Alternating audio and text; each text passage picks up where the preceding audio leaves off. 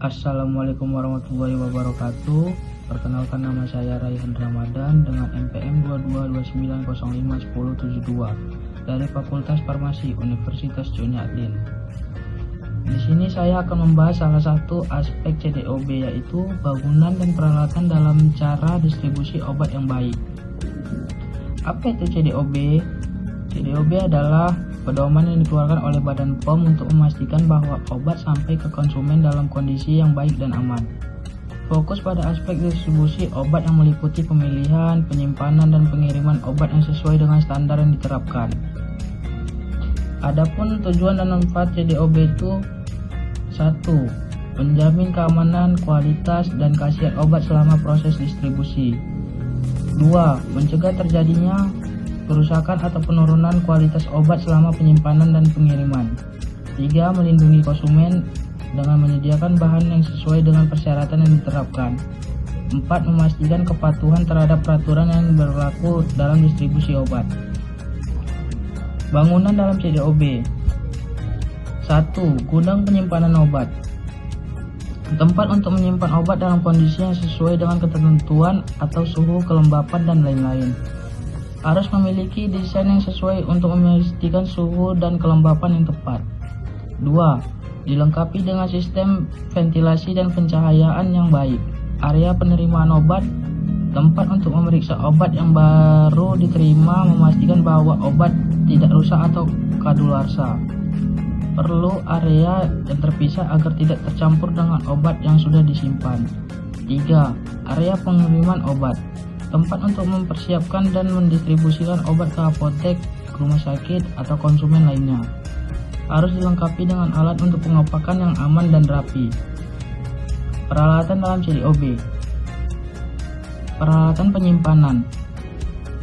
Rak yang sesuai untuk jenis obat tertentu, misalnya obat yang menyembuhkan suhu dingin atau suhu ruangan. Lemari pendingin atau freezer untuk obat-obatan yang membutuhkan suhu khusus. Peralatan pemantauan suhu dan kelembapan. Termometer dan higrometer untuk memastikan kondisi yang sesuai. Sistem alarm untuk mendeteksi perubahan suhu atau kelembapan yang tidak sesuai standar. Peralatan pengemasan dan pengiriman. Kotak pengiriman yang aman menggunakan bahan yang tepat, melindungi obat dari kerusakan fisik. Sistem pelacakan pengiriman untuk memonitor status obat selama proses distribusi. Infrastruktur pendukung itu ada 2, yaitu 1. Sistem informasi manajemen. Software untuk mengelola stok obat, pemesanan, dan pengiriman. Fitur pelaporan untuk memastikan ketetapan dan akurasi data distribusi obat. Yang kedua, transportasi dan armada pengiriman.